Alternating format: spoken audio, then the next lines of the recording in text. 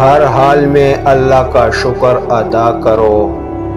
کیا اللہ ہم پر یہ احسان کم ہے کہ اس نے ہمیں ایک مسلمان کے گھر اور محمد مصطفیٰ صلی اللہ علیہ وآلہ وسلم کی امت میں پیدا کیا۔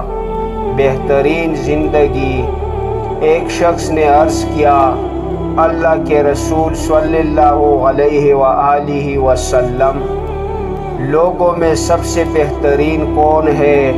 آپ صلی اللہ علیہ وآلہ وسلم نے فرمایا، جس کی عمر لمبی ہو اور عمل نیک ہو۔ اس آدمی نے پھر پوچھا کہ لوگوں میں سب سے بدترین کون ہے؟